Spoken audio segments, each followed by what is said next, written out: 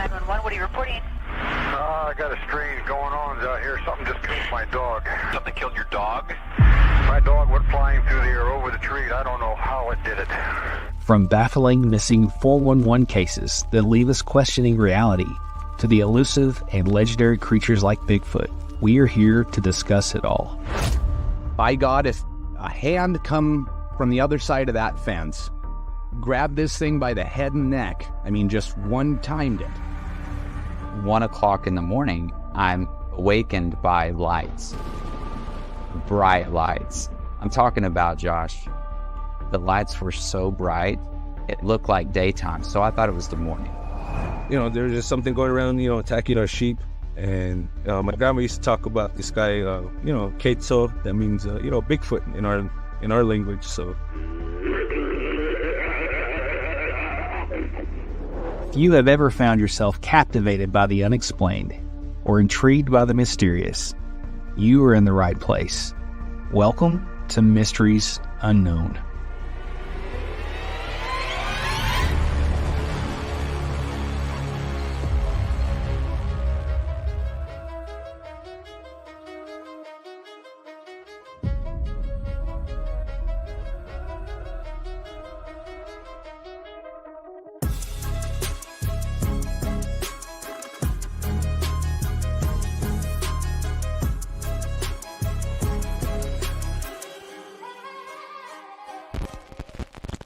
Guys, welcome to another live from Mysteries Unknown. Hope you guys are all doing awesome. Thanks for being here tonight. I'm excited about tonight's live. And Daniel, what's going on, buddy?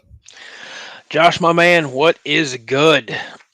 Coffee's good. Let me tell you right now, guys. Coffee is good. I'm drinking some Folgers, so I'm in good shape, man. I know you're not a coffee drinker, so I'm not even Mountain Dew. I'm not even going to ask you how many cups of coffee you had this time because I know you don't have any. So, Once in a while I'll have coffee. Like once in a while I'll get in this kick where I'll go and I'll buy, the bottles of cold brew coffee. Yeah. And then I'll get some sugar-free creamer and pour that in there, not the powder kind, but the liquid kind. And then add a few, I don't know, 4 or 5 Splendas or Sweet and Low, and shake it up real good, and then have it over ice. So that's about the extent of that. So, you got to drink real men's coffee, man. Just drink it. Just drink coffee, bro. I did when I was in the military. I used to drink on a shift, an 8 to 16-hour shift, depending on what we had going on. I'd probably drink 2-3 pots of coffee myself. So that'll do it to you, man. That'll do it to you. So, we should have a good show. We got, you got your Mountain Dew, I got my coffee, but guys, for you guys tuning in, thanks for being here tonight. We've got a good show for you. We're going to be talking about missing 411 cases and kind of maybe the correlation between those, Bigfoot, also some other Bigfoot stuff, Dogman stuff, just a lot of different stuff. You never know where we're going to go with the show, but those are the things we're going to talk about. But let us know in the comments if you're here. Hit us up. We like talking to you guys. If you want to come on the show and talk about an experience or encounter you've had, I've dropped a link below to StreamYard. You can jump on there. The only thing we ask is that you turn your camera off and just use your audio. So with that being said, I think it's going to be a good one, man. I'm excited. I know that some of these missing 411 cases, man, it just astonishes me, some of the weird circumstances that surround those. And, if you're a fan of this channel, you know my thoughts on Bigfoot and what they are. And so that's kind of why I always think that there's some kind of correlation to some of these cases. And I'm anxious to get into it, man, and to talk about it. So I know you got a couple stories and things you've been searching and stuff. So, hey, well, before I jump into this, is there anything you want to go over about membership or anything like that by chance? Yeah, thanks for reminding me, man. Sure, I'm not drinking enough coffee. But yeah, so my wife is kind of the silent person behind the show. You're never going to see her, but I wouldn't be doing this without her. It would have never happened if my wife hadn't been here supporting me in the beginning and still every day. But what we're going to do for the month of June is anybody who joins as a member on the $2.99 tier or above, we're going to be sending out a package to you guys, just kind of a thank you package for being a member, being part of this community.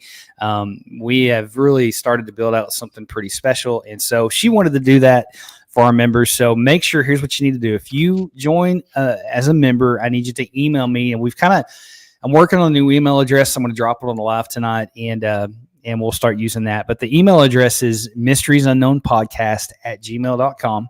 You can send me that there. Tell me that you're a member. Give me your address, and we'll ship that out to you sometime this month. So only applies if you are a member this month, and you have to be on the $2.99 tier and above. So really excited about that.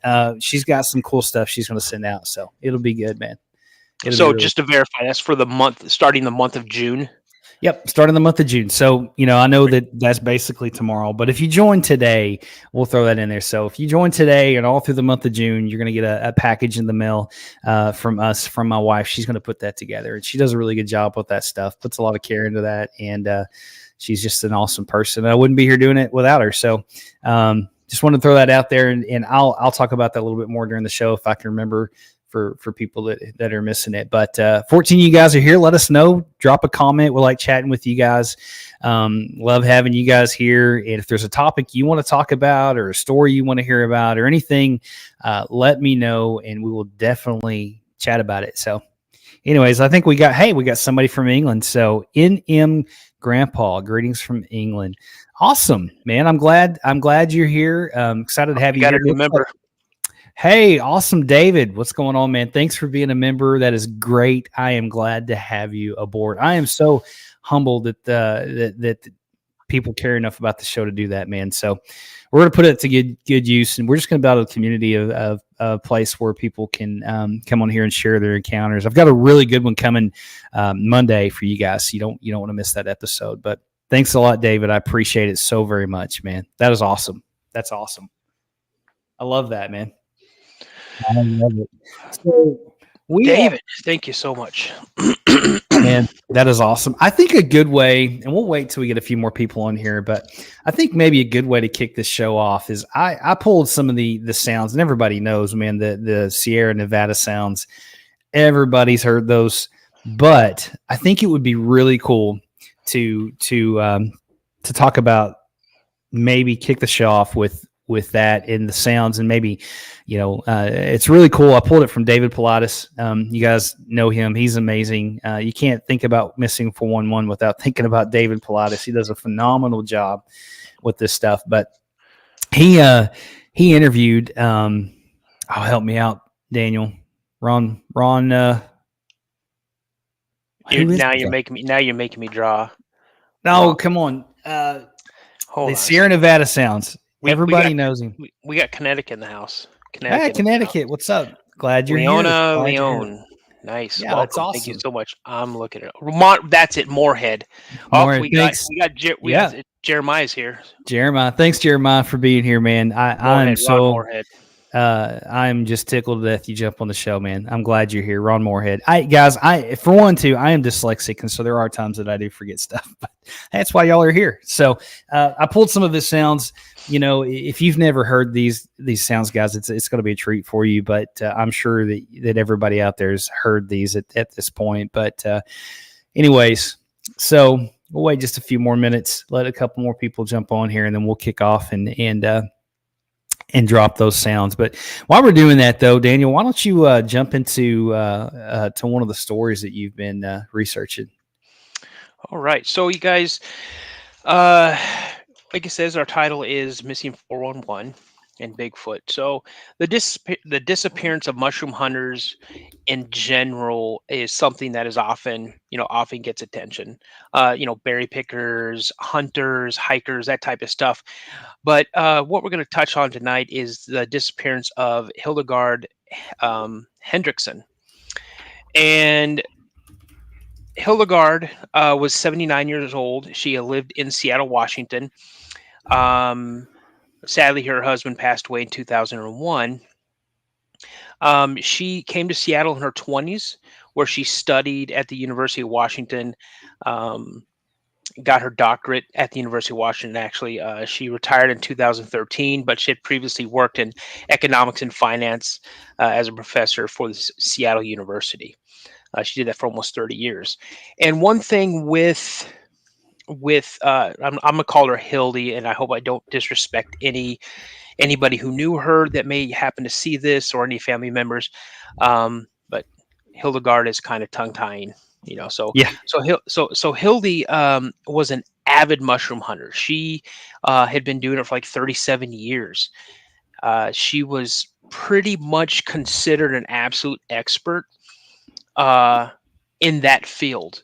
Uh, she could identify different types of mushrooms. She knew where they grew, when they, where they grew, what ones to touch, one not to touch, which ones to eat, so on and so forth. And actually, people, sought her knowledge. Mycological. Uh, I, I don't know how to pronounce that word, so I have a problem. You're good, man. I have a Tennessee education, so $10 words are not my vocabulary. So Arkansas here, man. So you're there good. you go. So she would often go out on day hikes, by herself, and she would never stray too far away from her vehicle. She would normally stay in view of her vehicle. She was known to, maybe even stop on the side of a road and search for morels and other types of mushrooms that she enjoyed. So one day she was told that there was a burn area called the Basalt Peak east side of the Cascade Mountains. So she's like, hey, I think I'm going to go there. I'm going to check it out and see what I can find. So she goes and she drives and she leaves her home Seattle on June. Where do I have it here? June 8th, 2013. She drove a light green Ford Focus.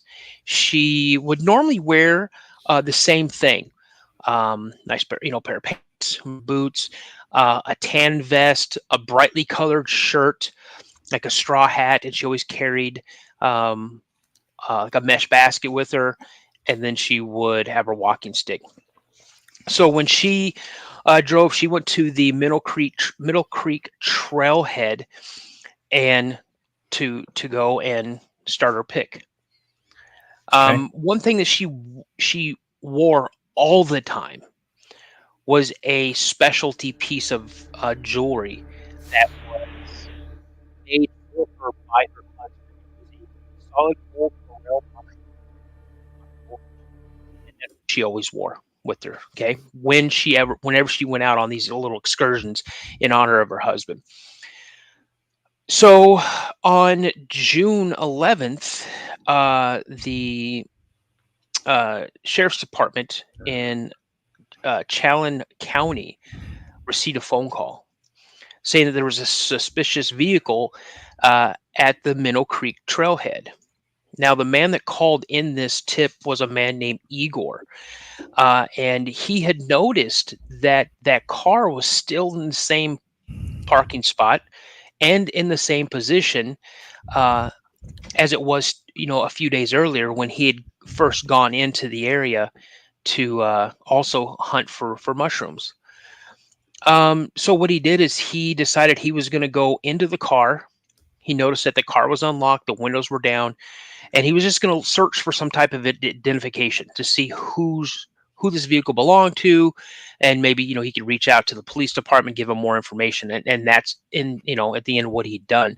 But when he was going through it, he found some paperwork that had Hildy's name on it. Yeah. And he knew who she was. He had contact with her in the past because they both are part of that niche community. They're mushroom hunters. So very tight knit. Right, and she was very well known in that circle, in that community. She was very well. She was, like I said, she was considered an absolute expert. So when he had called them they had sent up, Challen County Sheriff Office sent up a Sergeant Long, and before, on his way up, he had made contact with her husband or her son, one of her two sons named Andrew, and kind of notified him of the situation.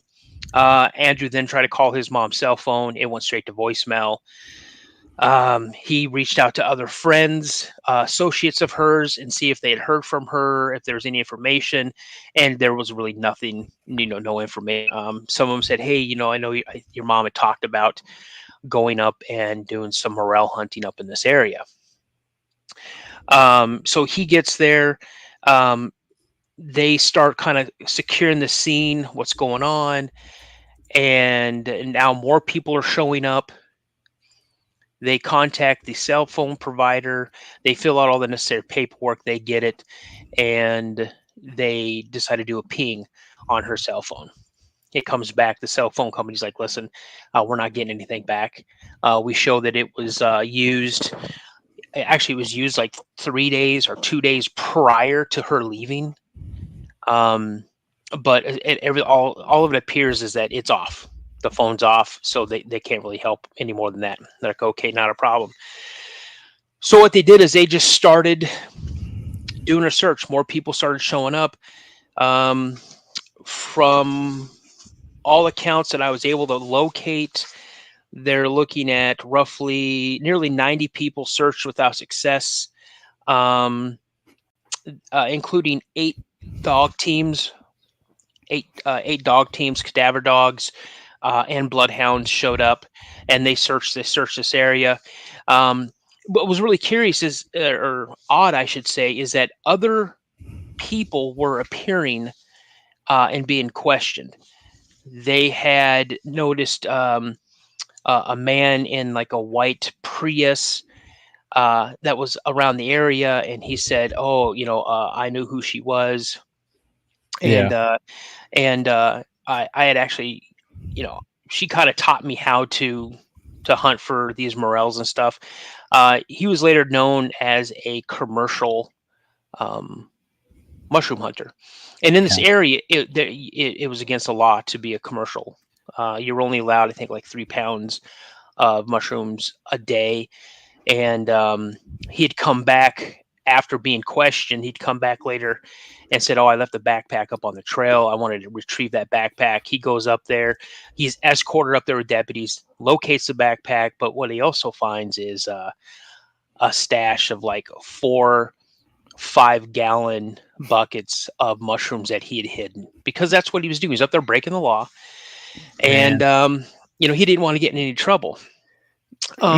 One thing about Hildy is she was known to be very, very brash, very open, very, but in the same instance, very kind, very well respected.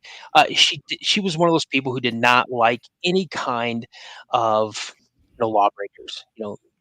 If you're doing what you're not supposed to be doing, she's going to call you on the carpet. Okay. When they had closed off these areas, there was a sheriff's deputy who was there waiting, and he noticed that there was a truck coming down the road, and he's like, "How did this truck get in here? This area is barricaded." And when he stopped him, the individual says, "Well, I'm wanting to camp." Now this was like at night. Yeah. This is well after dark, and he had noticed another set of headlights coming in behind that truck, but that truck stopped and turned around and went back out. So, I mean, we can come to conclusions all we want on as to what these individuals were doing. My guess is that they were in there illegally harvesting mushrooms. Okay. So after the first day, around 7 o'clock, the deputies received a call from a Dr. Anthony Okos in Seattle. He said that he had actually spoken to her on the Minnow Creek trailhead near her vehicle on the 8th. And the reason he's calling is because they've already gone into action. They're putting her face on the TV. A missing mushroom hunter, whatever. She's a well-respected person. Hey, so we need to, if you have any information, please call in. He recognized her face. He called in. called the sheriff's deputy. He said he described exactly what she was wearing when she left, which matched up with what she normally wore. But he said he was a little bit concerned with her well-being, meaning Yeah. she didn't look like she was in the best health. Um, he noticed that she kind of walked with a limp. So he just, as a doctor, as a professional, he had concerns. But she said no, she'd be all right. She doesn't go far off the trail, and so she went about her business. Now, some of her friends always said that, hey, she stays to the trail. She stays on level ground. One being 79 years old and having a bad knee, she's not going to be going over logs. She's not going to be trucking through bushes. She's not going to go down into ravines or anything like that. So where she should be, if they find her, is on a level path. Something that's not going to be too treacherous, right? So as the search goes on, they continue to look. They start expanding their search. They start expanding the search out to see where they're going. In this time, a total of 4 people were actually stopped and questioned. All of them pretty much were there illegally hunting mushrooms, with the exception of the doctor. Even more law enforcement agencies, Pierce County, King County, Chelan County, the Rangers Department, they had just started pouring in manpower, canine units, and combed the entire area in and around the Minnow Creek trailhead. No new clues were found. Andrew Head, her son Andrew, actually reached out to a psychic asking for help. And the psychic gave him 4 coordinates. And of the 4 coordinates, 2 of them were in areas that were considered high probability areas, and 2 were in areas with steep terrain covered in down trees and things like that. Now, the thing that to think about is when they took those coordinates and they put them on a map that they'd already searched, those areas were already, again, in areas they had already searched. Now, for people who are not familiar with Missing 411, there are profile points that Several. Yeah, there's 11 of them. That what they do is they try to find, what makes a 411. So point of separation is one, time of disappearance, boulder fields, near water, weather events, disability or illnesses, canines cannot track, found in an area previously searched, missing clothing, unknown cause of death, and then geographical clustering. So she's disappeared, the time of disappearance, the separation, it's things are starting to pop up for him. Now, when he was given these coordinates, they actually sent some cadaver dogs to some of the more steeper terrain, some of the more less likely areas that she would be. And one of the people that was looking smelled a very foul odor. A deputy came up, and he also detected the odor. Now, this was along the Chickaman Creek drain, and that's where they found this was substantiated by 2 individuals. Well, the cadaver dog came in and they searched the area for over 6 hours, did an extensive search, and the dog could not pick up that odor. Could not pick it up. So overall, the search for Hildy went on from June 11th to September 14th, 2013. Nearly 90 people searched without any success. This included 18 dog teams and volunteers from the mushroom hunting group that she belonged to. A total of 2,524.5 man hours were spent looking for her, covering roughly a 15-mile radius. SARS training continued to do training in that area in 2014, but none of them produced any results. And then finally, in 2015, Hildy was declared legally dead. To this day, 2014 or 2024, Hildy has yet to be found. That's a crazy story. Like there's a lot there to unpack, and I'm not saying that even, I don't want to throw a percentage on it, but that every case that is a missing 411 has anything to do with, Bigfoot or cryptid or anything like that. But I would venture to guess that a lot of them are just because of the fact of how these people disappear and all the weird, strange things around that. Who knows? I guess what gets me about the missing 411 stuff is the clusters.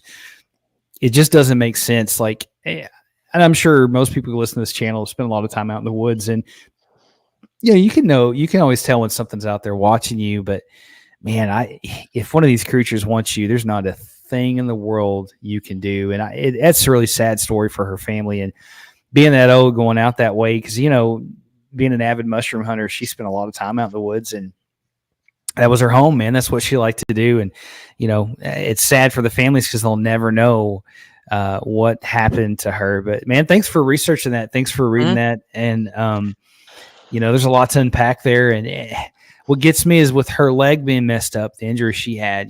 She's not going to go over logs. She's not going to go somewhere like that. And I have personally went on some of these searches for people like this, and the way that we searched and the way you search for people, man, they would have found her if she'd have been, anywhere in that vicinity. The way that they searched 90 people, that many man hours, that's a lot. But we got a lot of people popping off in the chat. Yeah.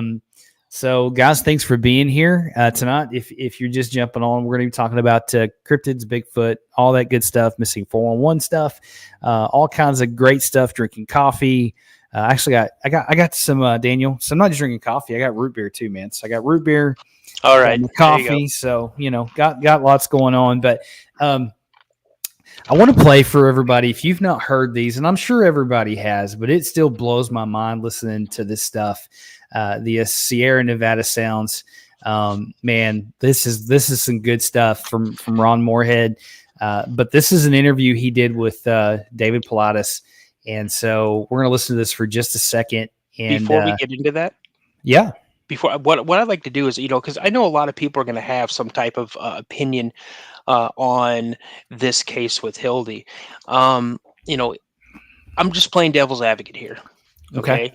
One thing I didn't mention, and maybe some people might know, because Jennifer Christensen, you are from Washington State. Where in Washington are you from? I'm originally from Tacoma. Lived in quite a few areas in this area. And what I did is I went on and I searched by county. And this is in I hope I'm saying it right. I think it's in Chelan, Chalan, Chelan County. There are 24 reports of Bigfoot. That's a lot. Just in that county. That is a lot. So I'm not coming on here, and if there's anybody in the chat,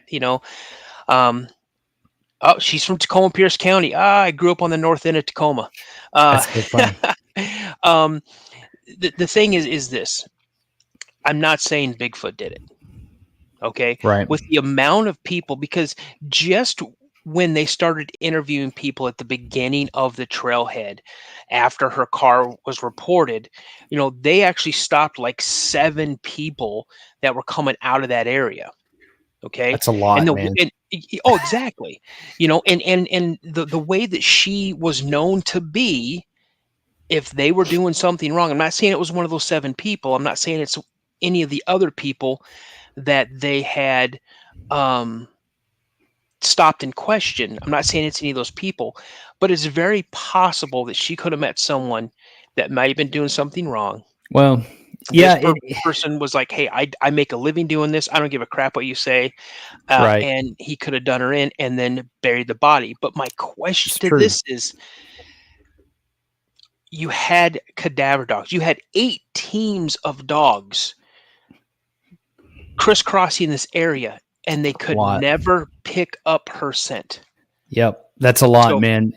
I don't have a whole lot of experience from my law enforcement career with cadaver dogs, but man, from what I do know, those things are really good at what they do.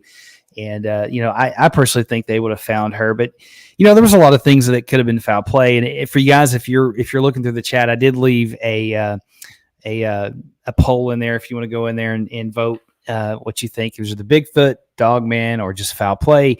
But, it makes you scratch your head, man. There's just so many unknown things. And I guess that's what gets me about these missing 411 cases, because it's just a lot of unknown. And, it kind of ties into the Bigfoot world. And I'm like you, I'm not getting on here saying it's that we know it's Bigfoot, because nobody knows. But man, could you imagine her last moments, man, and how she felt? That's just, what a horrific way, to go. And I don't know, man, it makes you wonder. But we got people from all over on the chat tonight. See, Ronnie A says, I don't know enough about missing 411, but how are these statistics gathered? So there's a guy, if you guys don't know, named David Pilatus. You need to go look him up.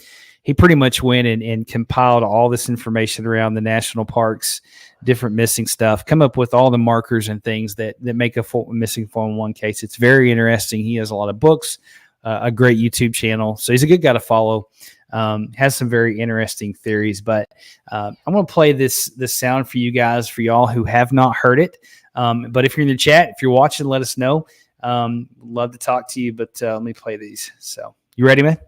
I'm ready. Okay. Let me know, guys, if you can hear it. Okay. The first time I ever heard anything was later in '71. I came back up with the guys, and we was here by the stove. There was a stove here then. And as soon as it starts getting dark, we'd go in. Sometimes you might hear a grunt or a whoop or a big blowing sound or something like that, and that's when you know you want to get inside the shelter, because you still don't know what you're dealing with. Whatever it is big, very, very big.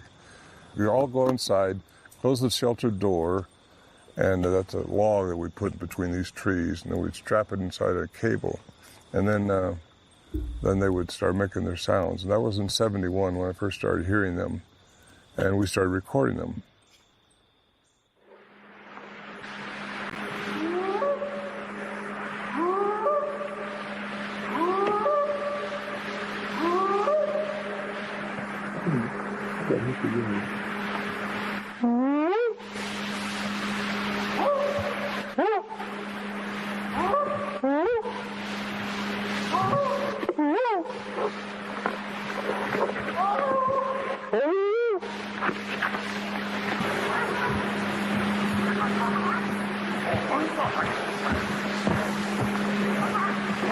There's two of them across the creek at the big rocks.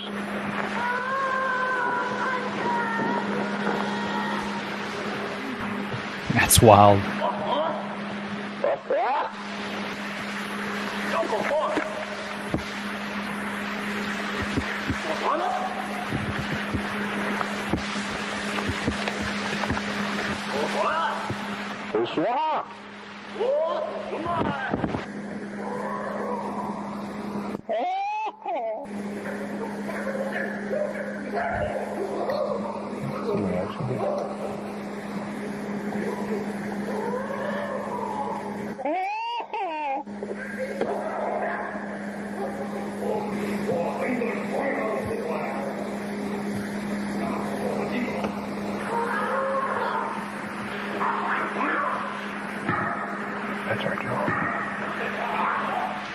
We were all talking about maybe having to shoot our way out. You're just sitting there, all of you are kind of petrified. You're just waiting for the walls to break open, something reach in there and grab you and hold you up, and waiting for the light to break in the cracks of the walls, and it never happened.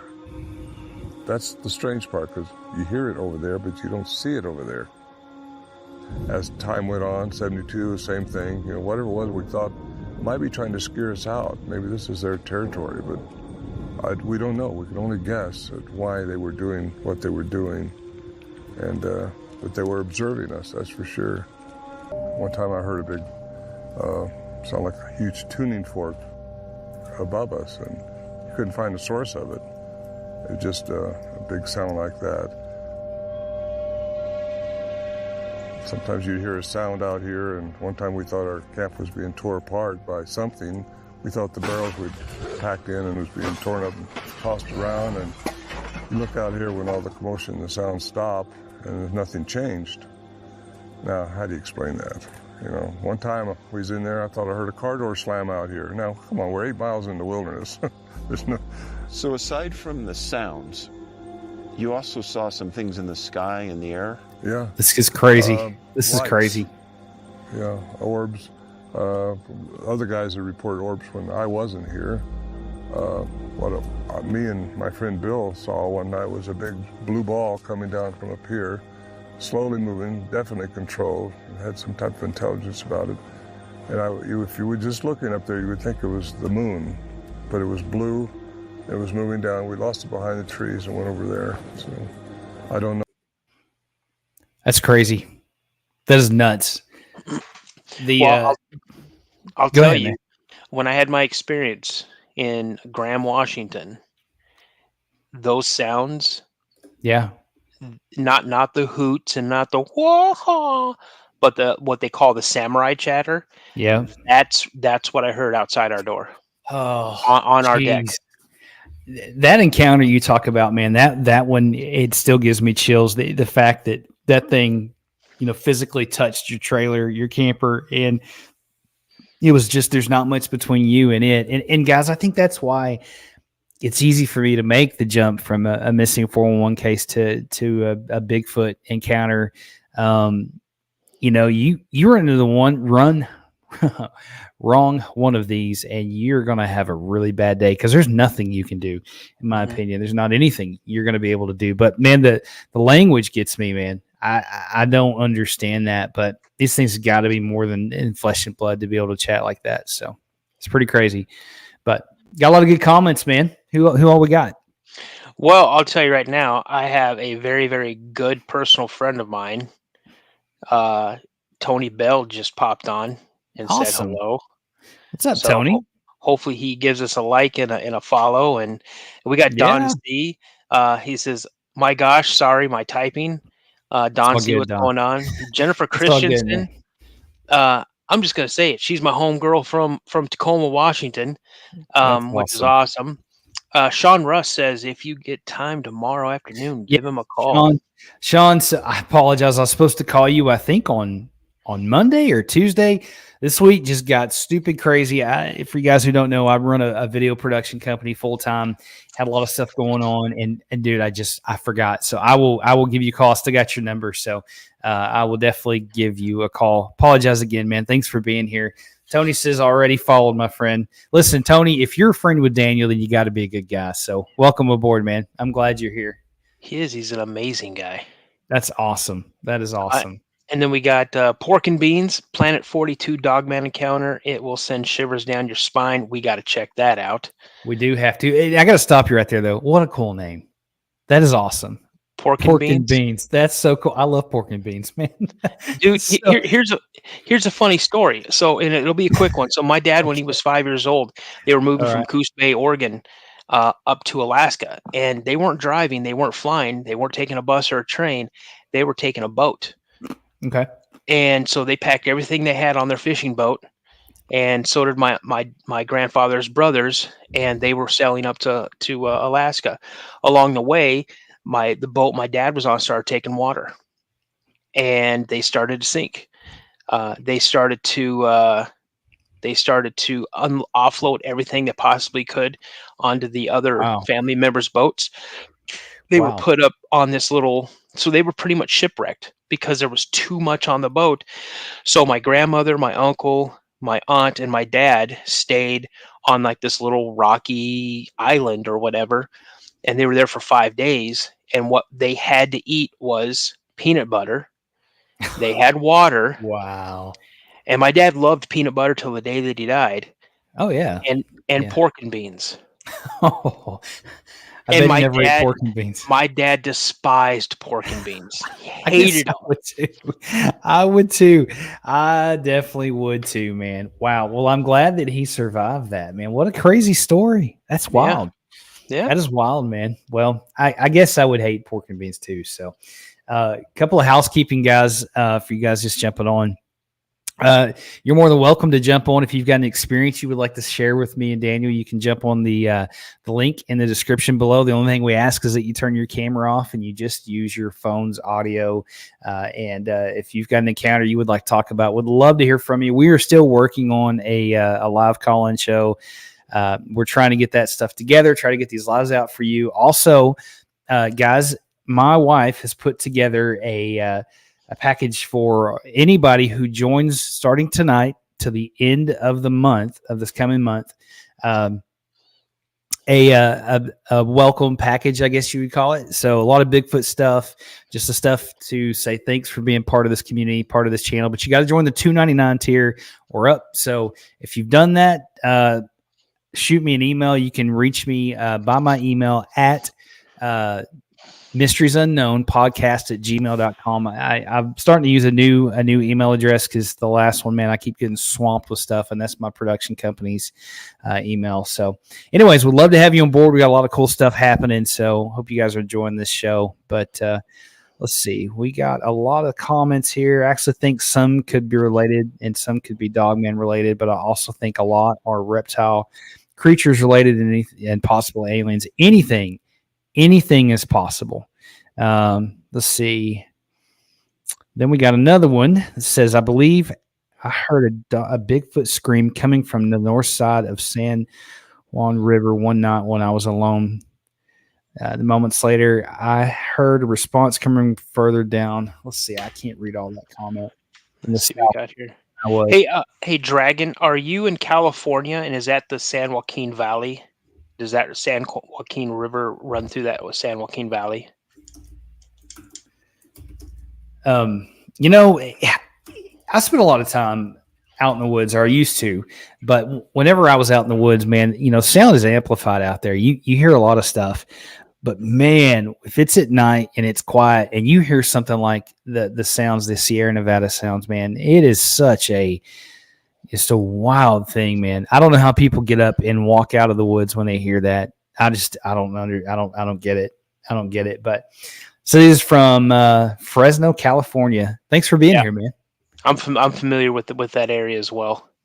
Yeah, man. You have been fortunate to live a lot of places. Yes, or like what Bigfoot reports and data is in the house, man. Thanks for being here. Awesome guy. If you have not checked out his channel, go check his channel out. He's a great guy, and he's captured some amazing sounds. They're on my channel. They've been all over the place. That guy has captured some wild stuff. But so let me ask you a question, Daniel. Sure. If you had to choose, besides foul play, natural causes, different things like that, missing 411, if it's either a cryptoid, would you say it was Bigfoot or Dogman related, if you had to pick one of the two? Well, being from that area, I would definitely say 9 out of 10 times it'd probably be Bigfoot related. I mean, honestly, because, you know, like I said, there's 24 confirmed or 24 reported sightings of Sasquatch, Bigfoot there in that area, just in that one county. Washington State leads the world in sightings and encounters. Wow. I think it's Pierce County, the county that me and Jennifer are from, has more sightings and experiences, encounters in the whole state. I think it's almost 100 encounters just in that one county. And that's Pierce County. That's Tacoma, Puyallup, that area. So, but yeah, wow. So I would definitely I definitely have to lean more towards Bigfoot. What about you? You know, the thing that makes me want to lean towards Bigfoot is just, you know, because of the amount of encounters that was in the area. I mean, that's a lot of encounters. And I mean, I know that part of the country is known for that. That's what it's known for. But man, I think what gets me is the if it's the right word, the pure evilness of Dogman. You know, like a lot of Bigfoot encounters, man, you know, like yours, you walked away from it. I know you had some pretty scary encounters out in the woods and got chased out and things like that. And a lot of times they'll pace people out. But man, like I think if you run into the wrong one, definitely you're a goner.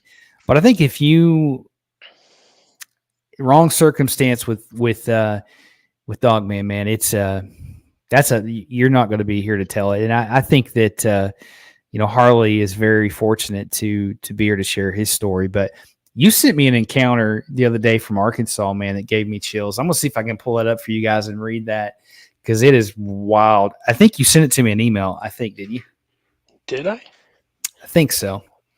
I believe that you did. Either email or it might have been text message. I don't know. Let me look and see. I'm going to read this for you guys because it's a really good one. And let's see here. I think it is email, but let me look. That's kind of my thoughts on it. I think that I would say that more people go missing when they have a Dogman encounter versus people who go missing when they have a Bigfoot encounter, if that makes sense. Wait, yeah, I did. I sent it in an email. Okay. Let me find it. I think I got it pulled up here. Huntington, Arkansas. Let's see. So I don't live anywhere close to there anymore. I'm not on that part of the state, but I used to when I was younger. And I spent a lot of time in the woods, fairly close to this area. But basically it says that this person was visiting friends in 1988, and we all decided to go to a local lake for some bass fishing. They had warned me that there was tons of water moccasins, which there are tons of water moccasins in this area, and to be very careful where I stepped. I was moving along the bank fishing, and I was paying a whole bunch of attention to where I was placing my feet, when all of a sudden there was a commotion in the woods about 15 feet to the right of me. That sounds pretty common, doesn't it? That's how most of these things start. Yep. But let's see. And then they turned around and they looked to see a very large creature, about 7 to 8 foot tall, very broad shoulders, and I could hear a sort of whoop whoop noise. Thinking it was one of my companions trying to scare me. This is the part that gets me. I moved towards it. At that time, it grabbed a tree trunk next to it and twisted it off and kind of slapped it on the ground. It made a very low guttural growl. At that point, I was more scared than I've ever been in my life. It was really intimidating because the muscles were flexed and his head was tilted down and it was staring right at me. My dad had taught me about encounters with bears and what they do. My instinct was to run, but my dad always taught me that an animal will chase you if you run. I just dropped my pole and looked down at the ground and slowly backed away. The animal followed me a short way and just turned and walked into the woods. When I got back to where my friends were, I told them what happened and they just laughed at it and made fun of me. I will never go back to that part of the country again as long as I live. Matter of fact, says they now live in a desert where there are very few trees. That's crazy. That is crazy.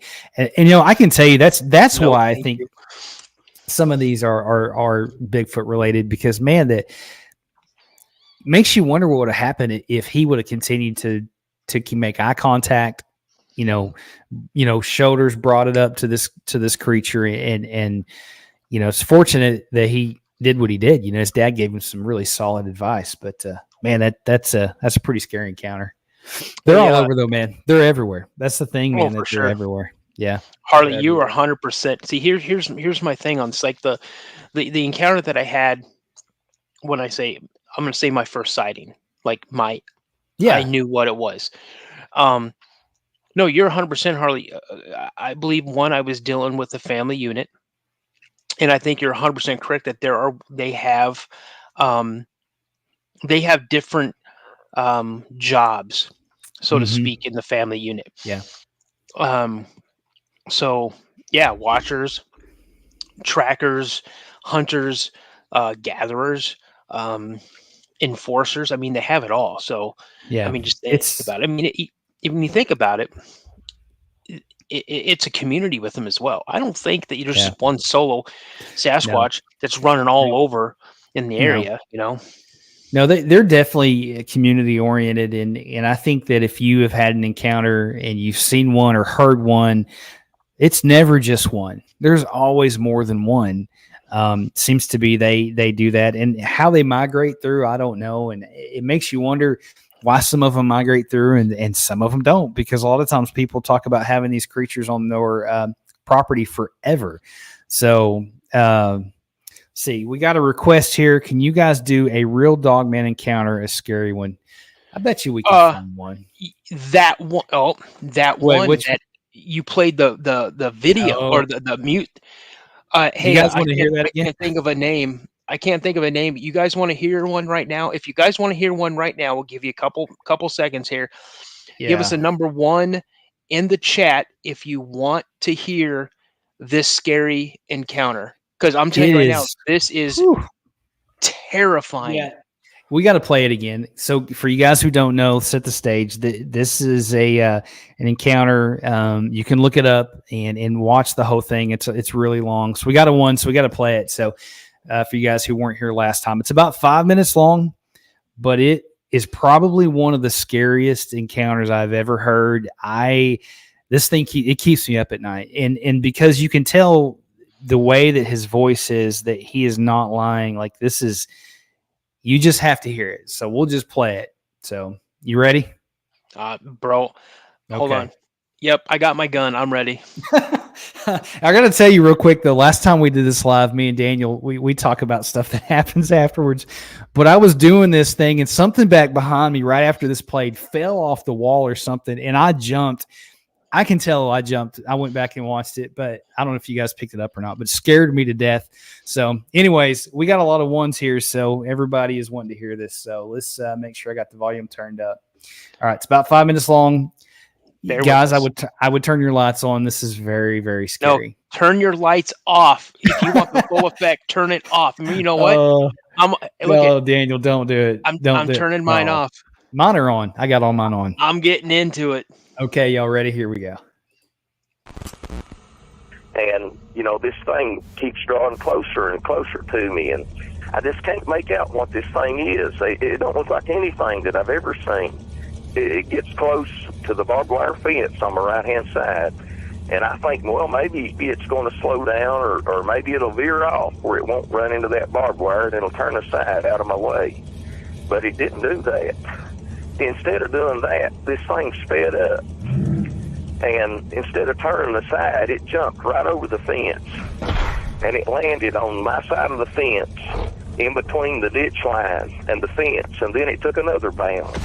And the next thing I know, this thing is out in the road. I mean, it's right next to my vehicle, and it scared me so bad that I just jerked the wheel to the left and went over as far as I dared into the left-hand lane. And this thing, it started running right along beside of me. I had cherry bomb mufflers on that car, and if you know what they're like, they're loud. But yet, at the same time, I could hear the nails of this thing, the toenails, click, click, click, click, clacking on the road as it ran along beside me. And I could see it good now. I really didn't want to look at its face. I really didn't want to see its face. But I couldn't help it. It's just like I couldn't help myself. I had to. And, I mean, this thing was tall. It had to be at least 7 feet tall. It towered over the top of my car.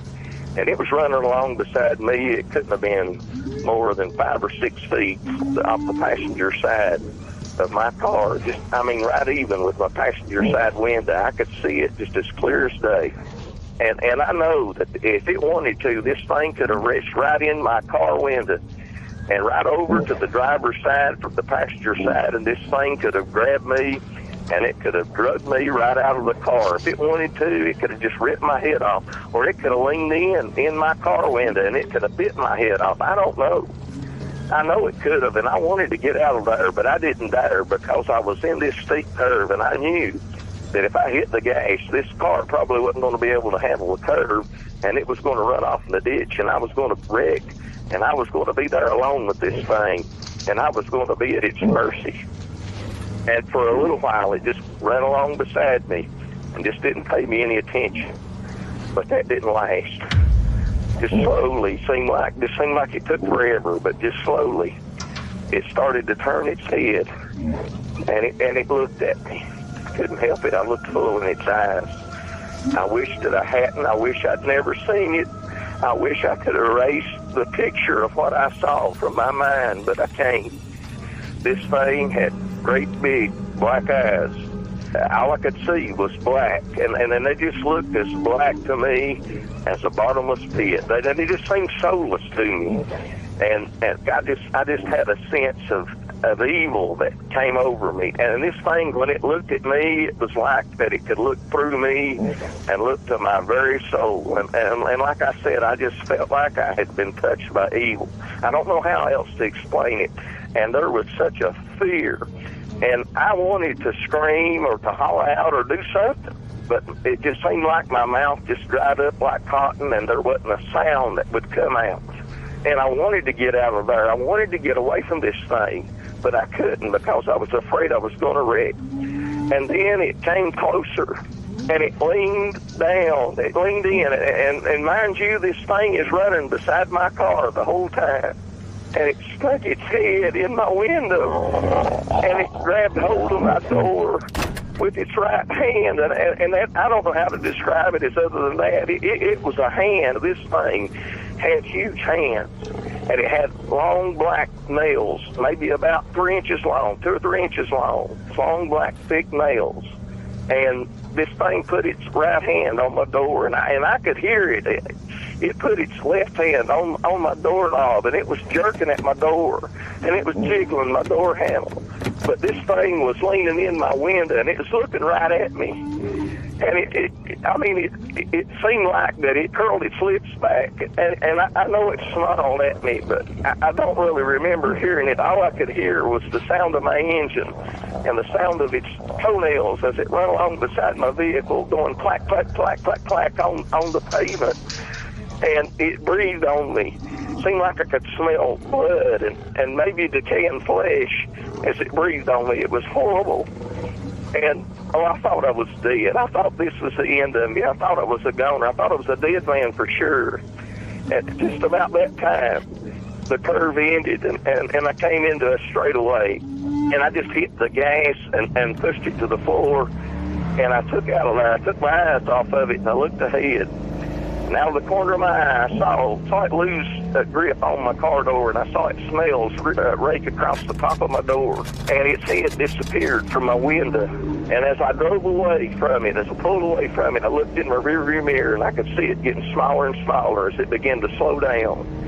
And the last thing I remember, the last thing that I saw, this thing veered off to the right again and jumped over the fence and disappeared into that field. I've never been so scared in all of my life. I mean, it was just absolutely horrifying. Bro. I hope you guys can sleep tonight. I don't know about you, but I don't know that I will be. Listen, I will interject this right here.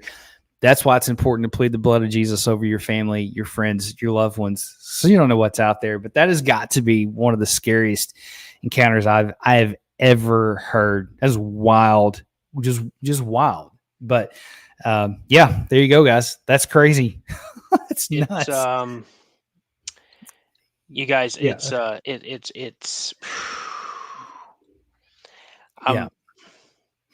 Yeah. I mean, what do you say about that? Like, you can tell that guy was not lying. And one of the things, man, in my law enforcement career, and I know you as well, Daniel, you learn how to listen to people's voices, the inflection in their voice, the way that they talk, things like that. That dude's not lying, man. He's not. Yeah. He's not at all. But hey, I got a shout out here to Sadie the Pug. What's up, Sadie? How are you, man? Really, really good friend of mine. You guys go check out his channel. If you like comedy and you like dogs, you'll love his channel. He's a good guy. So thanks for being here, man.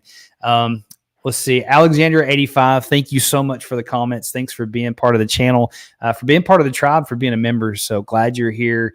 Let's see. Tar Daddy says, caught alive. We got more here. Yeah, we got a lot. Virginia, holy smokes. I can't think of a name. Wow. I can't think of a name that's like a great name. That's funny, man. Bo Ballard. Hey, Show. welcome. Thank you so much. Thanks, Bo. Thanks for being here. That's evil stuff. Don, you're 100% right. I don't think. Okay, here's my thing. I've heard that Dogman is a lab created beast. by the UF government or some twisted like Dr. Zhivago. You remember that movie? Or they are an interdimensional beast, meaning they come from very dark places and they come to Earth, or they come to wherever they go to feed, and that's well. Here's the thing here's kind of my, and it's wild, but my wife is of the camp that, hey, it's a government thing. They somehow have done and released out into the wild, which very well could be. It would not surprise me the way our government is and the things that they do. But it wouldn't surprise me at all. I'm kind of in the camp that things are just pure evil. And what gets me about them is, like, a lot of the times they scare people just enough to just get them to the edge of fear as far as they can push them, and then they'll just walk away, or they'll leave, or there's an encounter, if I can find it, guys, that happened in Ohio. Let me see if I can find it while we're looking here. Let me see if I can find it, because it is wild. Let's see, Ohio. And I think if you look up Ohio Dogman encounter, steel mill. It happened in a steel mill. Hey, Bo, if you want to reach out, are you giving out the new Oh yeah. Yeah, so Daniel, if you could drop that in the chat. But my new email address that I'm using, guys, you can still reach me at my other one if for whatever reason, I'll still be checking that. But it's mysteriesunknownpodcast@gmail.com. Or the reason I changed that is the other's my work address, man, and I had no idea that this channel would do what it did and just take off. And so, I check it every day. I still check it, and I do reply to emails. So if there's something you want to send me, I would love to chat with you. So reach out to me there, mysteriesunknownpodcast@gmail.com. So is that correct right there? Let me see. I just put it in the chat. That's it. That is it. And the reason I brought that up is because Bo Ballard said, "You've helped me understand some of the experiences that I've had. Thank you. We would love to hear your experiences." And again, and Alexandra, she said it when she came in. You guys understand, this is a safe space. This is. I'm not here. Josh is not here. We're not here to pass judgment. We're not here to belittle you, berate you, dismiss you. We want to hear what there's, because everybody's encounter is different. Everybody has had, if you want to put classifications on them, Class A experiences where you've actually seen, the creature up close, like I've had. You may have heard something. You may have seen something fleeting out of the corner of your eyes. Something like that. Yeah, it's something that you guys can email Josh if you have an encounter. If you don't want to come on camera, he will be very accommodating for you guys. Yeah. So definitely. See if you can find this story real quick, Daniel. It's happened in Youngstown, Ohio. If you can find that, there's got to be a summary of it. There's a lot of videos on it, but I should have had that loaded up for our listeners. I will try to do that for you guys next time. I'll try to find this and Youngstown, Ohio. Youngstown, Ohio. It was 14 years old. If you can't find it, let me know. I can kind of go over the story. But yeah, my whole thing, guys, is I want to give you guys a safe place to share these encounters. If you've had one, help them get off your chest, because it is a very traumatizing thing. And, a lot of times, when you have these encounters and you tell somebody, people either look at you like you're crazy or they don't believe you. And that's a hard thing to deal with on your own. So did you find it? I found it. Okay. Well, no, that's okay. They're saying it's a werewolf or a dogman, right, or a wolfman creature. YouTube. Here we go. Here's one from jfmj.com. Wolf hybrid runs loose in Youngstown. So there's a lot of history about Youngstown and Dogman, but I'll just kind of give you guys the short synopsis of the story. So basically, this guy and his friends were 14 years old. There's a train tracks that would go back behind there, and they would sneak over in this building at night. It's kind of a 2-3 story building. I'm sure I'll miss some of the story out, but basically they get in there and this Bigfoot creature comes and corners them. They go upstairs. It keeps coming. It comes up to the very top, and it is like, the way he describes it, it's just this horrific, evil thing, snarling, just really like your worst nightmare. And they are trying to figure out what they're going to do. And he says he prayed, and about that time, here comes the train. And there's somebody in the chat. I cannot pronounce it. Matt. How you say that? Matt. Emach, maybe. That's the guy. So look that guy up. But basically, man, because of prayer, there was a supernatural encounter that stopped them from, not making it out of there. So, I really think that's why these things are more supernatural, more than just flesh and blood. And, I think that they're very demonic. And so, yeah, that's the thing, man. Those things keep me up at night. It's pretty scary. So, let's see. Somebody says the Dennis Martin case, I believe he was taken by a Bigfoot. Mm-hmm. Yeah. Yeah. That was, I think that's what the first case we talked about on our lives. Yep. Definitely. I think so. Let's see. Somebody's talking about Martin Groves, man, or Mark Groves. Mark or Martin Groves. I know which camera you're talking about. Man, that Roger's friends with him. Yeah, he is, man. That one is wild, guys. If you've not seen that one, you need to go look it up. And after you watch some of these, you start to wonder if some of these missing 411 stuff is because of these creatures. Let's see. Got a comment. Says he was frozen in place, so he started praying, was able to get strength to move and grab his arms. Yeah, that's wild. It's just wild to me, man. One of the things that is in common about these encounters that you hear about people surviving is they pray. I mean, so, it's important to do that and do that. But this other soundbite, I think we ought to go ahead and play it now. Sure. All right. So let me lay kind of the premise for this. This is another David Pilatus interview that I've kind of taken and chopped up and shortened it down. But basically, this lady was a deer hunter. She was hunting in Ohio, but where she lived was kind of close to town, and she could hear the football field. I think they were playing a game. She could hear all that. She didn't have to go far from her house to get there, but she encounters something really strange in the woods. I don't know how you explain this, but check this out, guys. We have some great big trophy deer in Ohio, and we happen to have some of the biggest right here on our own property. It's the most beautiful night to deer hunt. It was the second day of season. I wanted to be getting my, run in the woods to hunt. I was really excited about it. There was band over at the high school. By the time I got to my deer stand, I could hear them. It was all settled in. Didn't see nothing coming down the path. Trails of birds, crickets, everything were normal wood sounds. When you're hunting, you have two of your most keenest senses, is your hearing and your eyesight. All of a sudden, the woods went to this dead quiet. If I had dropped a pin out of that deer stand, it cut off. No birds, no crickets, no nothing. The sun's still up. We were not calling for bad weather that night. It was a great night to hunt. All of a sudden, I thought I had like a mote in my eye. I even took my finger and wiped my eye, like when you get that fogginess over your eye, like it's just.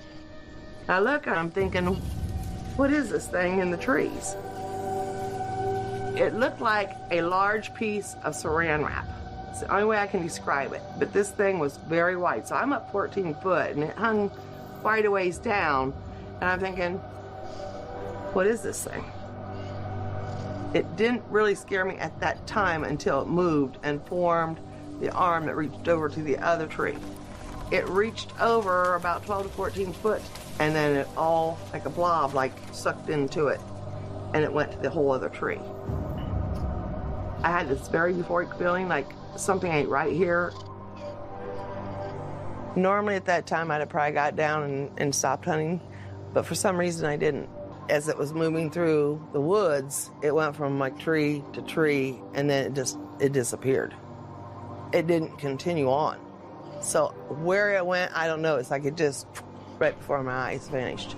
I don't recall actually when either that the sounds had returned, because it's like I don't remember.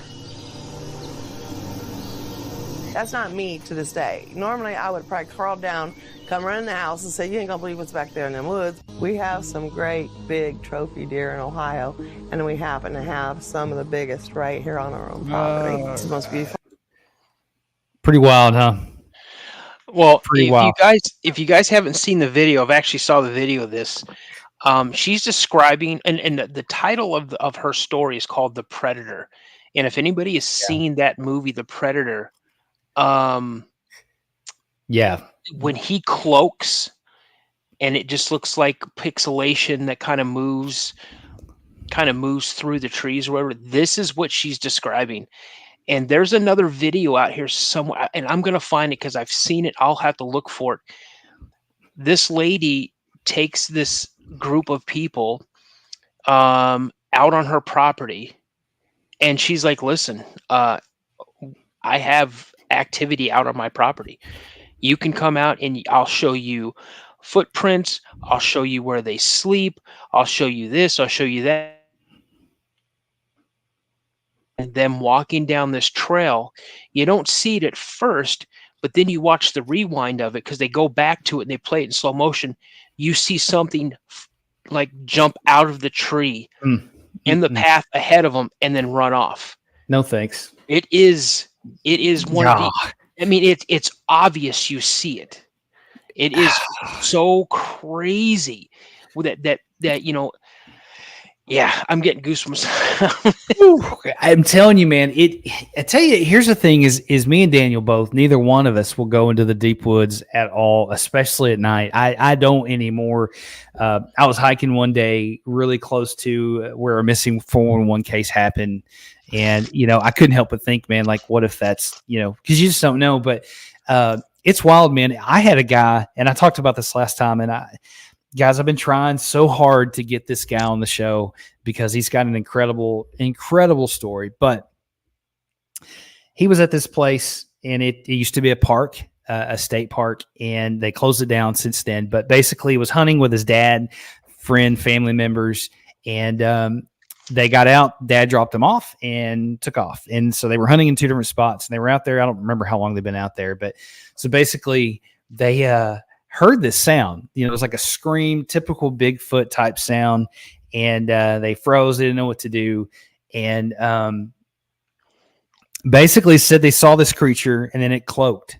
And what he described to me was what Daniel talked about, like the Predator. It cloaked, and it was just like they didn't know what to do, and this thing just took off through the trees.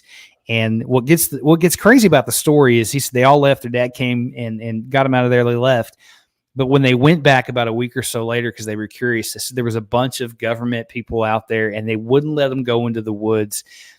Fast forward a year later, they make it back, and there's platforms in all the trees around this one big open area where they'd open things up, and there's different platforms in the trees where the military had just left it. So who knows, man? It's a wild world. It's just crazy. I don't know, man. I don't know what you do with that, but so I can't think of a name. Just asks, have any of you guys ever had a Dogman encounter? And I'm thinking he's asking us. No, I have not. I've had some Class A Bigfoot encounters, but I've never had a Dogman encounter. But Daniel's dad has. So, And I'm not saying I have, but remember I was telling you I was driving in Michigan up through the UP, and we were coming back.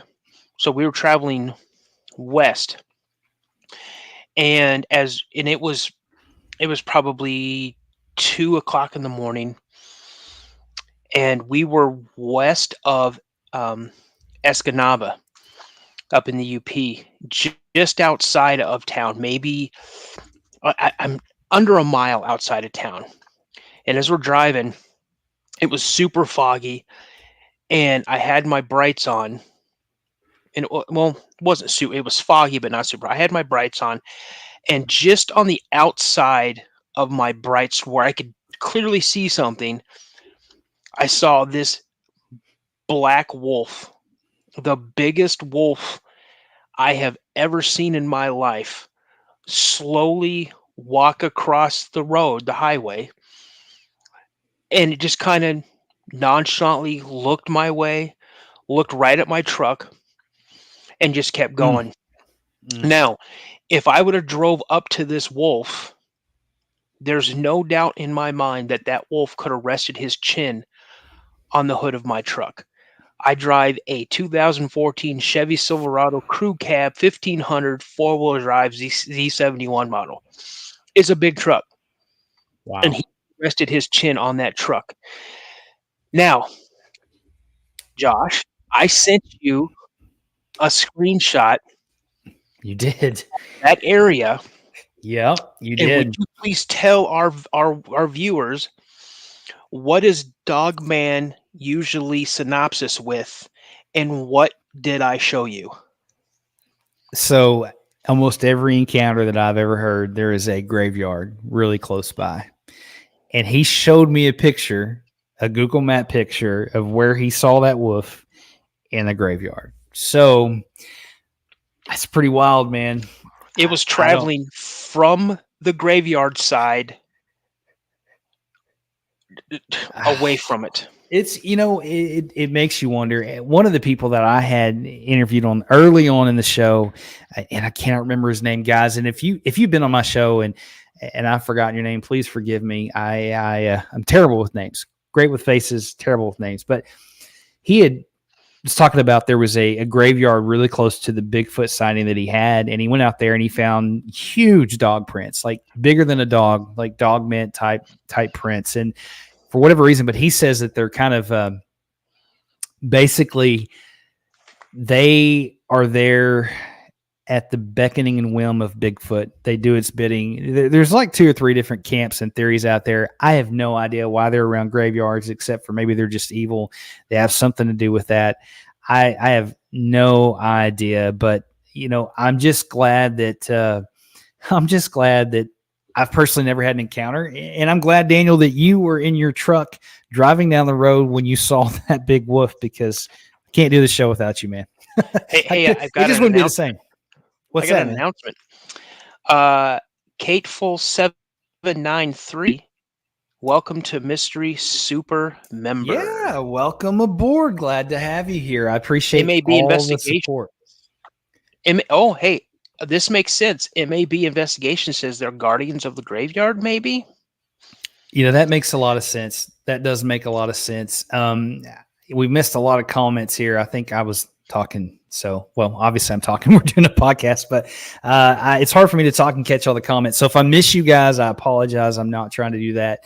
Let's see here. Somebody wants to know, sorry to go off topic, but how do we pay to subscribe? I was looking while the last story was, but I couldn't find a link. So if you go to the description of this live, in the description, there's a link to click to become a member. I've got several different tiers that you can choose from. And, I really appreciate the support. It allows me to do these videos. I try to drop an interview every single Monday.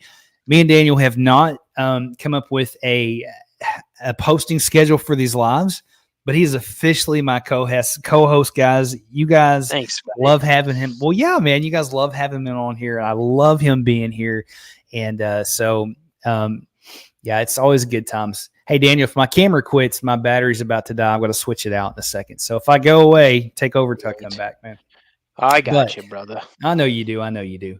But let's see. AAL says, graveyards are charged with so much energy from living and the dead that they think about all of our emotions we have while visiting loved ones. There's a lot of things out there. Who knows, man? I don't know. But it is crazy. It is really, really, really crazy. Let's see. Here's another comment that I wanted to talk about real quick. Okay, so I'm going to put this on the screen because I think this is important. So Dragon says, it's great to see how everyone gets along here in this chat. Facebook has some of the rudest people in the Bigfoot groups. It's a real shame.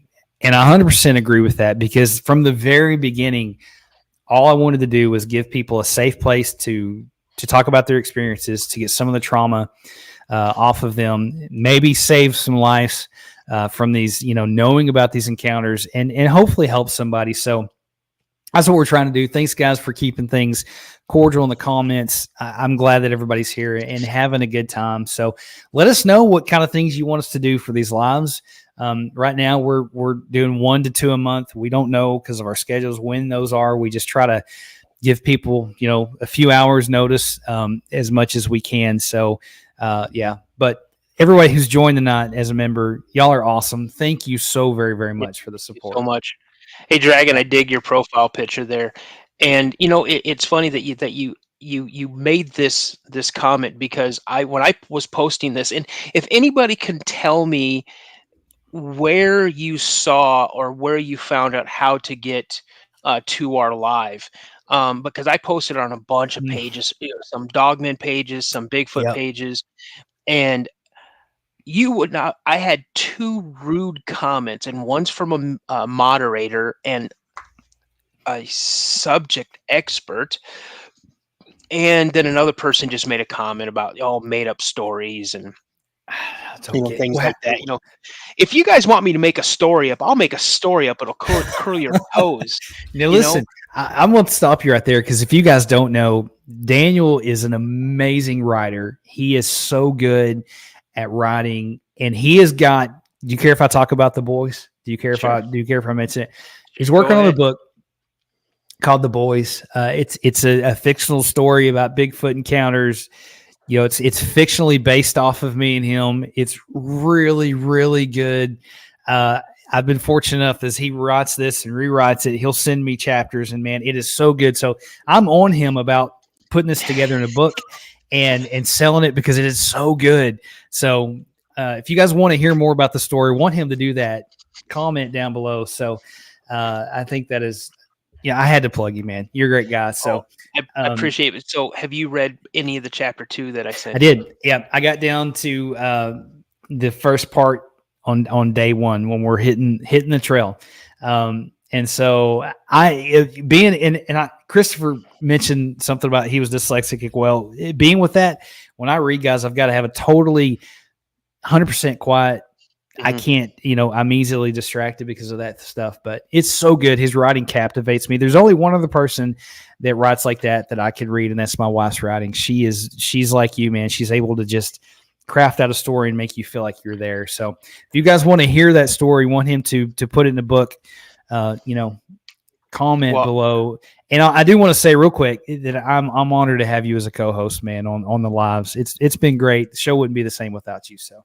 Well, I appreciate that, man. And I changed the name of our vehicle in the story from the Beast to the Hulk. I love it. I love it. It's so great. Do you want to get into the second 411 case? Let's get into the second 411 case. People are saying they're finding this with the YouTube notifications, or to hit them. It's important. Very true. YouTube app, TV. That's awesome. I found it in my feed, what I like to watch. I'm glad you guys are here. So here's a very interesting comment from John. John's been here for a long time. He's always commenting, and I appreciate you commenting, John. But he says that according to Cannabo, Southwest Arkansas is littered with dogmen. One of these days, Daniel, you might have to just jump down there and go check that out. No. You sure? Listen. I already told you. Don't encourage him. Listen, I already told you, I will only go out looking for Dogman with you when I have my Henry lever action 4570. And I'm telling you, I'm not playing games, and I'm only going to do it during the day, because the minute it starts getting oh my gosh, it's starting to get dark. No, that's when we go back into the vehicle and we leave very fast. Gone. So gone. I'm telling you, man, it's one thing to go hunting for Bigfoot. It's another to look for Dogman. I don't know.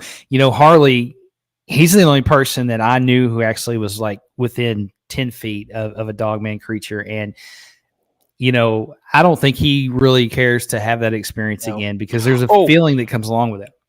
I got a question to ask you. So if and if Harley, if you're still on, let us know. The picture that you posted, that you showed everybody, because I go back and I get notifications that someone's has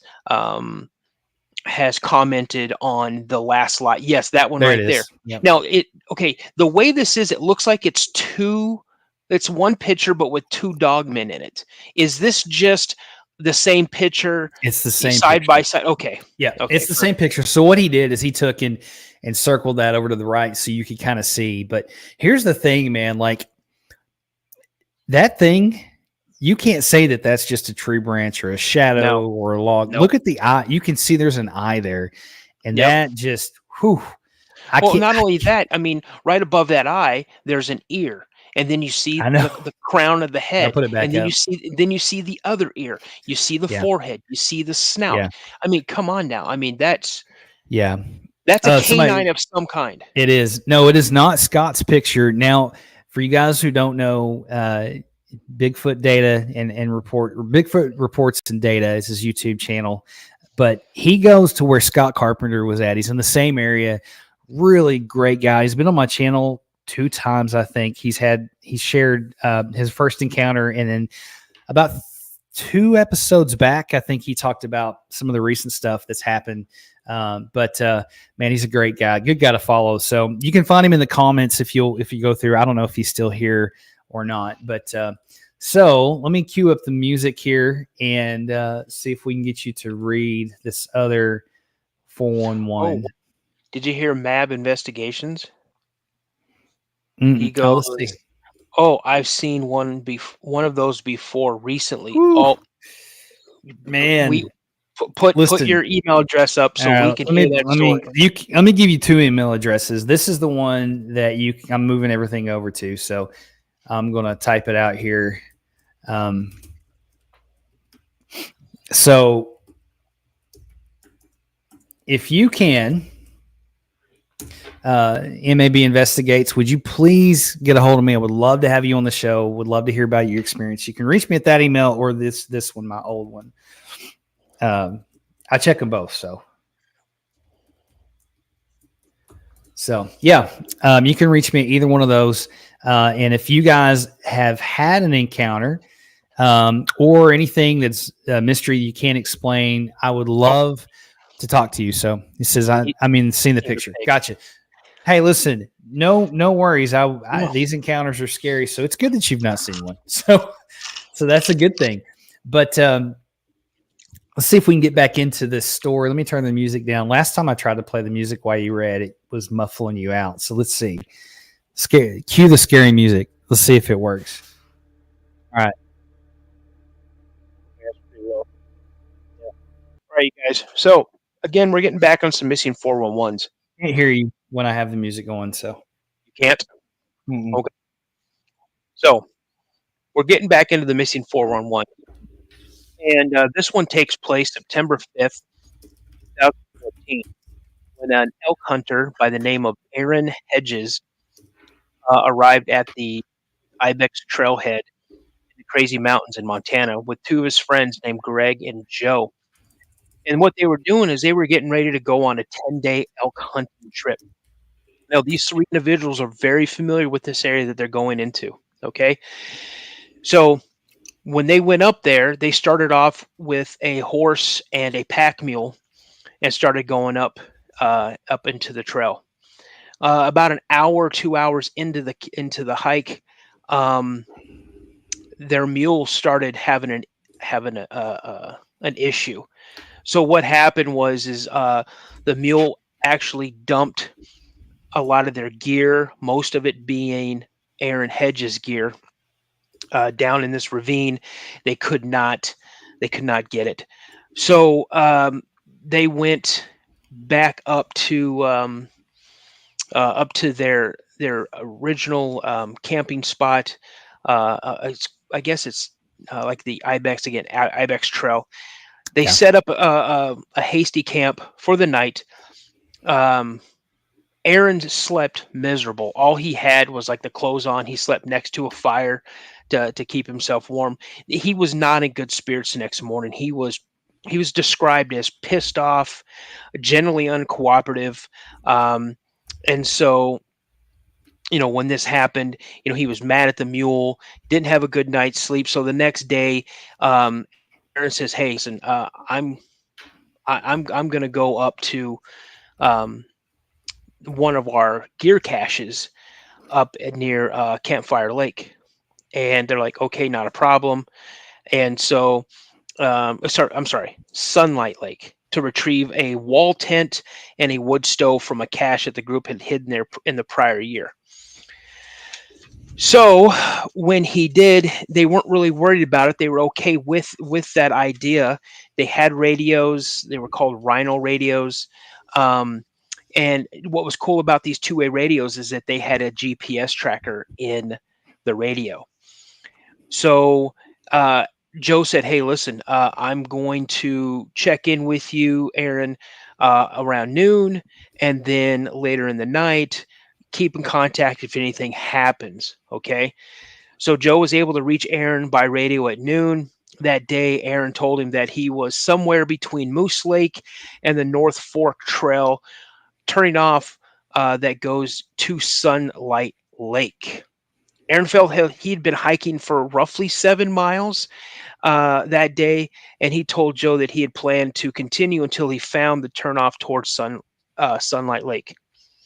At roughly around 4:30 that day, Joe and Greg were able to successfully shoot and kill a bull elk near Dead Horse Lake.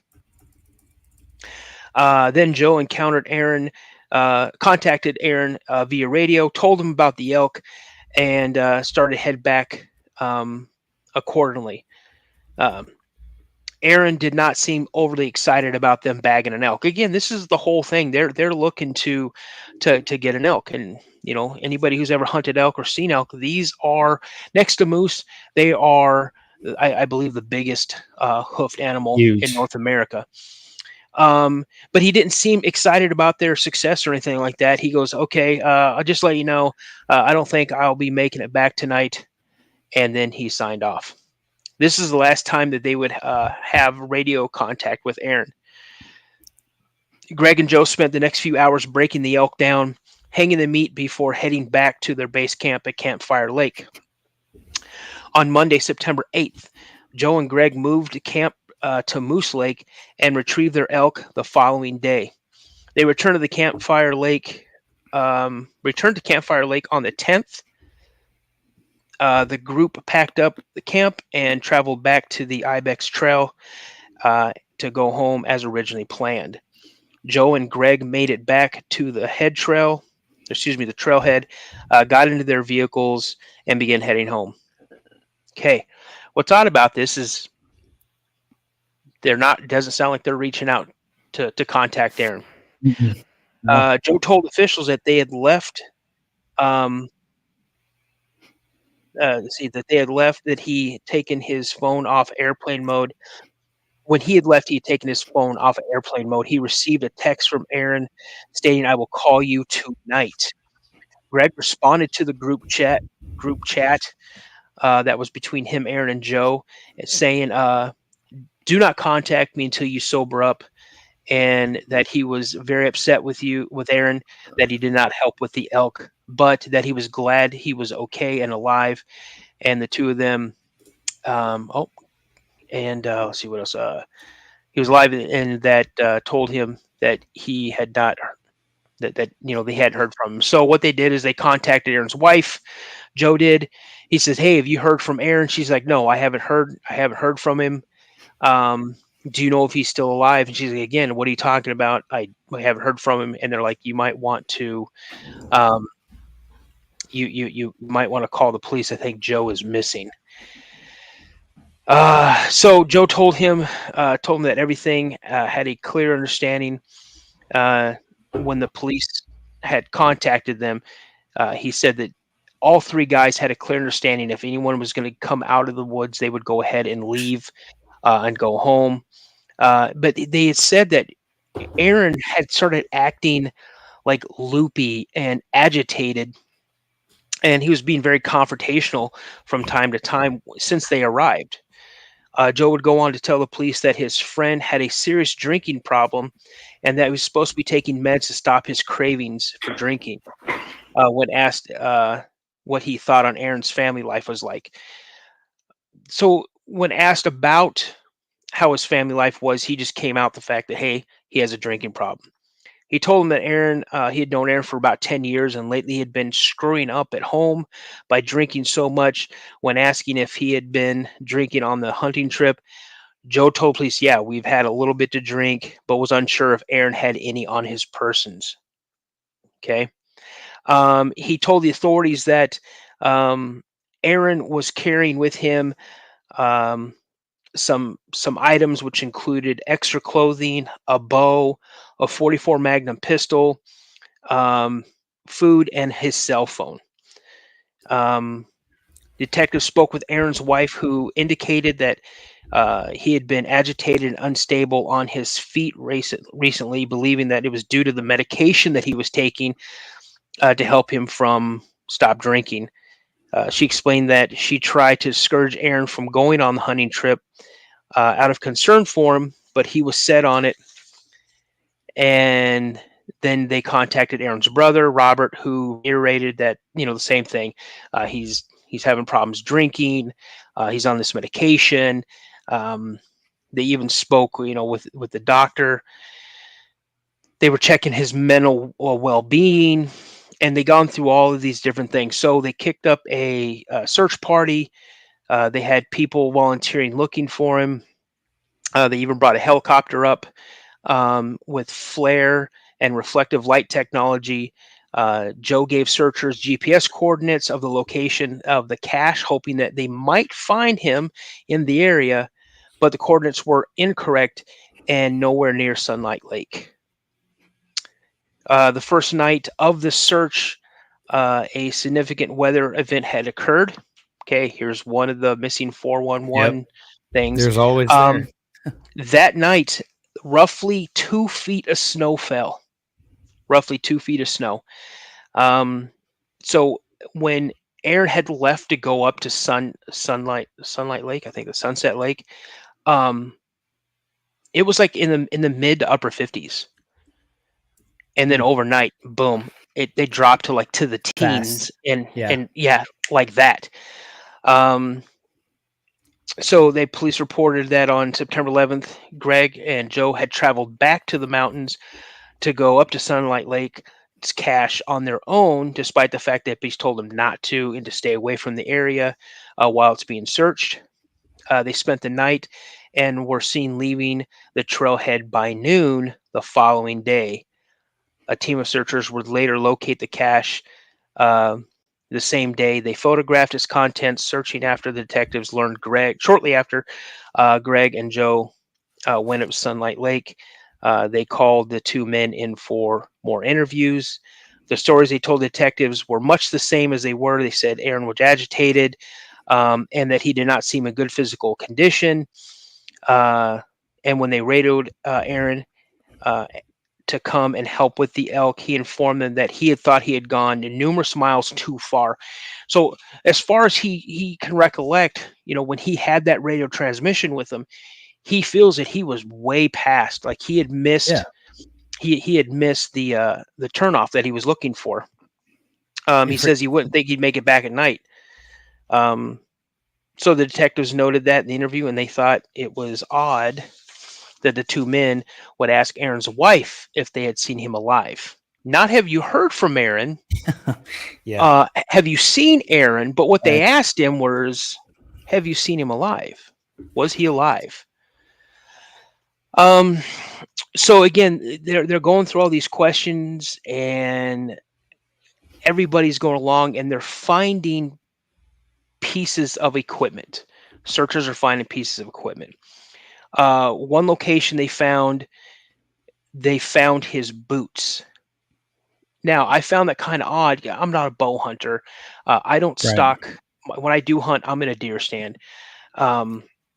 But from what I understand from reading this and doing some other things, other investigation, other searches, it is not uncommon for a hunter who is stalking their prey to take their boots off, to put a soft-soled shoe on, a moccasin or something like that, to be more quieter as they're stalking this prey.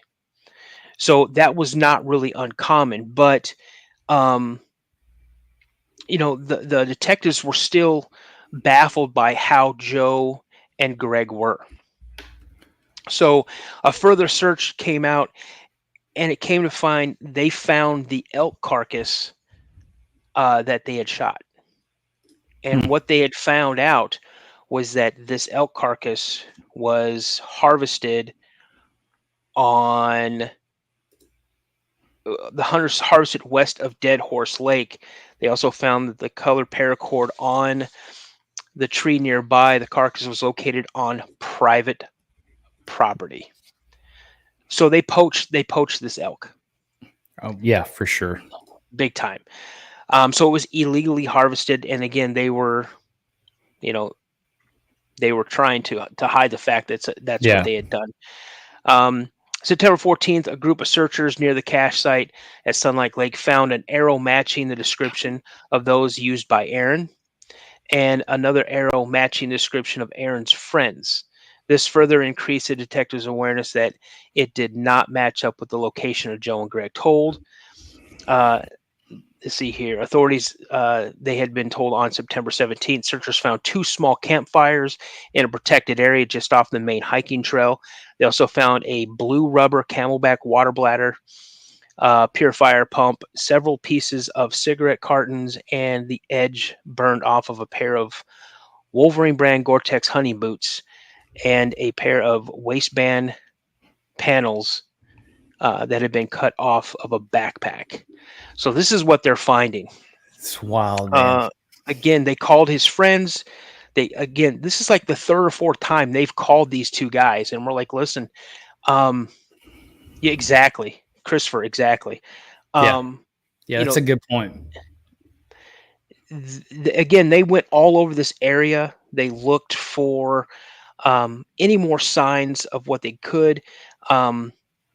Joe told detectives that before they had left to set out provisions, he had an extra pair of slippers at the camp below the pass in case Aaron had come back by that way. So saying he had left them out. He confirmed the items found by the searchers by the fire pit were Aaron's. When presented with the colored paracord found at the site of the elk kill, Joe admitted that it was his and was then told that the elk was found on private property. Joe said he would take responsibility for it. On September 22nd, 2014, the search for Aaron Hedges was scaled back. No further evidence indicating his whereabouts had been found by anybody at that time. Okay, so this happened again in 2000. What did I say? 2013. So September 5th of 2014 is when it started. September 22nd is when they pretty much scaled it back. On March 5th of 2015, Park County detectives traveled to Idaho Falls to interview Greg. His story timeline was consistent with what he had told him in the past. They kept saying about the same things about his alcohol, his Aaron's drinking, all that type of stuff. Let's see here. They said that Aaron was getting the cache. Aaron had not been there. So when they went and checked the cache, they had no showing signs that Aaron had ever made it to the cache. They said that when they stayed the night over there, they were up all night listening to Joe cough, and Army helicopters flying over the area. They then packed up and left the next morning. Greg denied having anything to do with Aaron's disappearance. Now, through this whole story, this is the first time that it is ever brought up that Greg is now denying anything to do with the disappearance.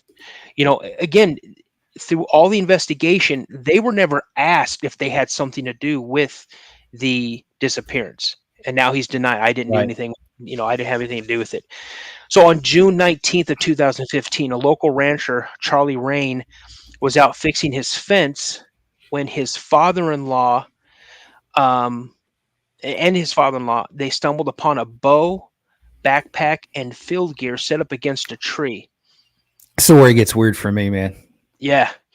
A hunting license was found nearby that had Aaron's name on it. An immediate search there only turned up a thermos, an energy drink sitting on a rock.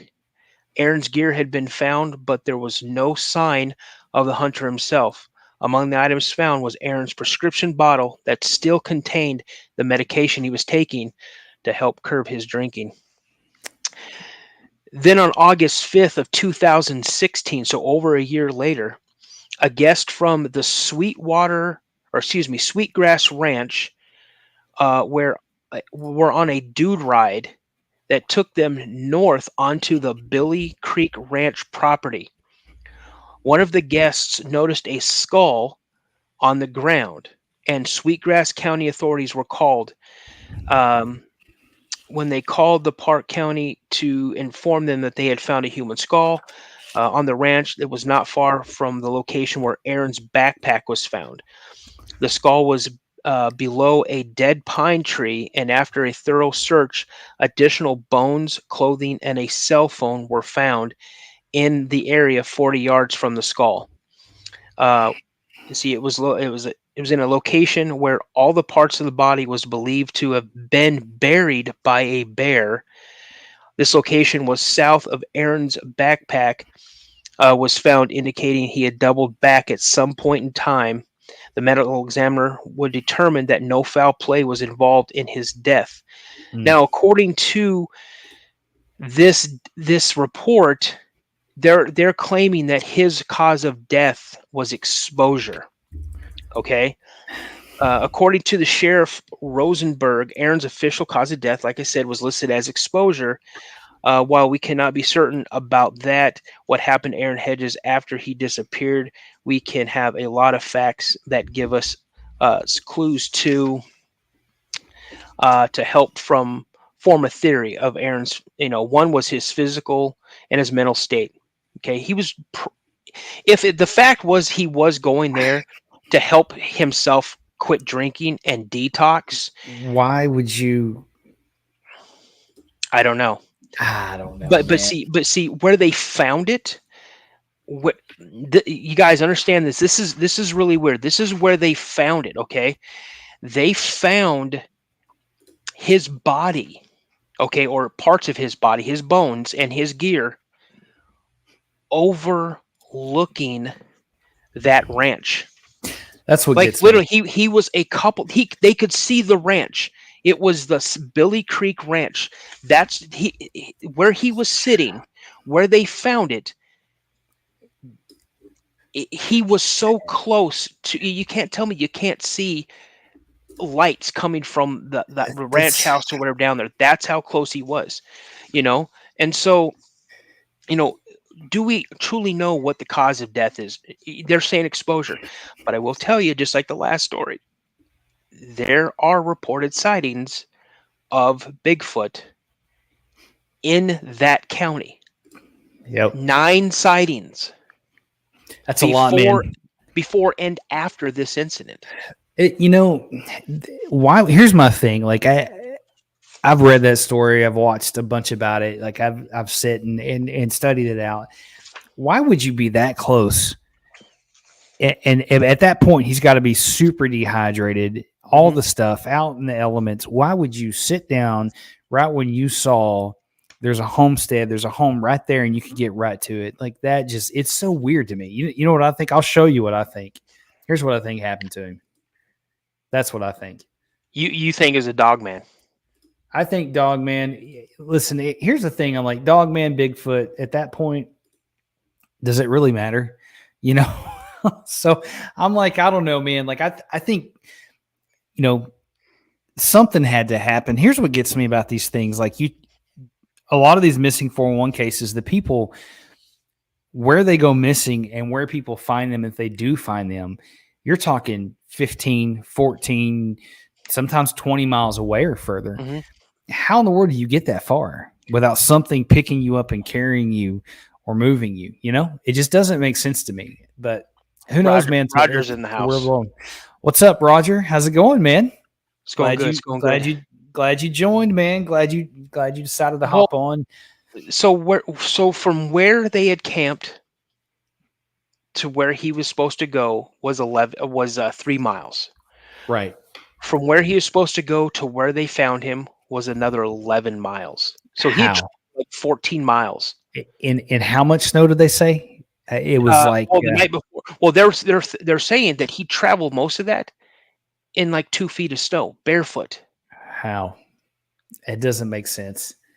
There's just so much that it just does not make sense. Like that's why I say, like, in this whole world, man, with this stuff, there is no experts. There's people that are researchers that know about these things, but man, there is no experts. And me and Daniel are not sitting here tonight telling you that we know for sure it's Bigfoot or it's Dogman, but is it possible? Is it probable? Yeah, it could be. It could happen. That could be a thing, And so you don't know. There's a lot of things in God's universe that we don't understand and can't explain. And that's why I always say it's important to stay prayed up, because you never, ever know. So I like you said, I'll never claim to be an expert. I mean, if I'm going to be claimed to be an expert on anything, I'm going to claim to be an expert on firearms.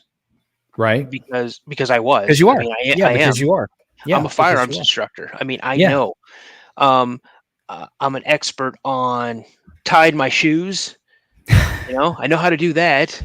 Right.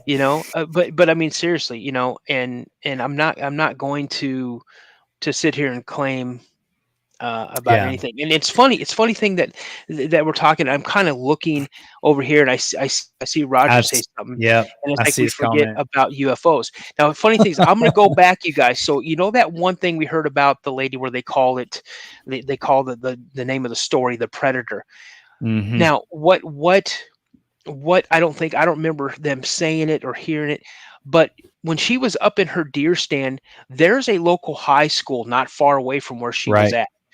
And she heard the band, the marching band, the high school marching band out in the field, the football field or the parade field, wherever they're practicing. And she heard them loud and clear. And she heard, all the noise in the woods stopped. Yeah. But she loudly and clearly heard that. Now, when she saw that thing reach over from one tree to the next and pull itself over, and she said, I watched it go from tree to tree to tree, then it dropped down and disappeared. Shortly after that happened, and this is what wasn't covered in the story that we played, was there were roughly 40 people on that school field. It was the band. It was the teacher, the conductor, whatever you want to call them, the kids playing the music, the instruments, and they all stopped because something caught their attention that was up in the sky. That's was like treetop level. It was like a bright light. Oh, that's wild. You had 40 people see this. So again, you guys, stop looking down at your phones and look up. I'm telling you, it's crazy, man. And here's the thing about this world that is so weird is there is Bigfoot sightings, orbs, UFOs, strange creatures, portals, phenomenons that people can't explain. It's just such a weird, really strange world. I will tell you this, guys. What I will do is the next time we do a live, and we're going to have to jump off here before too long, man. We've been at it for an hour and 52 minutes. So it's been great. 2 hours. Yeah. But my dad had a UFO encounter. I actually interviewed him. It's on my channel, but I will bring some of that audio and video on here for you guys next time so y'all can see that really crazy encounter. Not very far from where I had my Bigfoot sighting. And so how they're connected, I personally think they're evil, they're demonic, they're fallen angels or Nephilim. But everybody can have their own opinions. And like me and Daniel said, nobody's an expert, but a couple of housekeeping things before we jump off here. First of all, I want to say thanks to everybody that's been here. You guys are great. I love this community. It's been awesome. To all the new members, thank you so much. Welcome aboard. If you are a brand new member, you joined tonight and you're in a tier $2.99 or above, my wife has got a special thank you gift that she would like to send you guys. So if you would, please, please, please send me your address to my email at I'm going to mess this up because I keep going back to the old one, but mysteriesunknownpodcast@gmail.com. And if you can't get one there, you can also reach me my old email address that I used. It's video@jscreativear.com. But would love to hear from you. See, Bo, I will send you an email. Yeah, email us, Bo. I would love to hear from you if you've got an encounter or anything like that. But you guys are y'all are awesome. Y'all are awesome. But I will say here, MAB Investigations, I believe that they are watered down fallen angel. That's kind of what I think. I mean, I think they're definitely some kind of fallen angel, Nephilim. I don't know, but it's such a weird, strange world. But anyways, guys, it's been really, really good. I think Daniel had to go. So, but appreciate you guys hanging out with us. It's been awesome. Really, really fun. We're going to be doing more of these lives. And also Monday, don't forget Monday. I try to drop an episode and interview every single Monday. And this Monday, I generally drop them at about 11:30 or so. I got a really good one for you guys. There's a gentleman that's been on my show before, but he has a friend that went to his property, and I think the property is called Owl Moon Labs.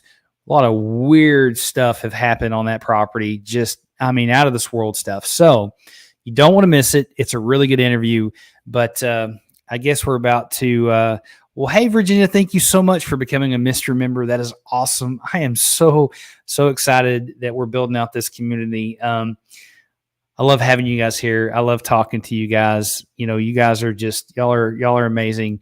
Oh, Daniel's back. Okay. We thought you were missing 411, man. Hey, do you know we got another member? I know. I just saw that. That's great. Virginia, make sure you email me so we can get that package out to you. So email me at mysteriesunknownpodcast@gmail.com. My wife is very, very good at that stuff. So she's just put together a little something for anybody that this month, if you join from tonight to the end of June, you will get a gift. So make sure to do that. If you just, I don't know. I don't know what to say. It's just so cool that people care enough to be a part of this community. And I'm so excited that we're building out something really cool. And Daniel, I couldn't do it without you, man. Couldn't do it, man. Come on, man. Yes, you could. No, I couldn't. No, man. No, I couldn't. I couldn't do these lives without you. It's a lot of fun. We have a good time. And, me and Daniel have a lot of stuff in common, and we just hit it off, man. The first time you came on the show, I'm very fortunate you came on, and, lifelong friends, man. We talk all the time. And so if you guys want to contact us, you can send me the email there. We also have a group on Facebook. If you look at Mysteries Unknown Podcast, it's on there. We're going to start doing more and more stuff with that. Some members exclusive stuff. So we're going to be doing some stuff in the future that's pretty cool. But let's see. Virginia says she's got some stories. So yes, please send me your stories. I'll have you on the show. And Alexandra, thanks for being here. I appreciate everybody. Yeah, my wife, I don't talk about her enough, but she's a very amazing person, and I would not be doing this without her. So I'm grateful for her and all the support. I'm grateful for you guys and all that you guys do, and just the support. And thanks for being here. You guys are awesome. But, yeah. You got anything else, man? Sorry about that cough.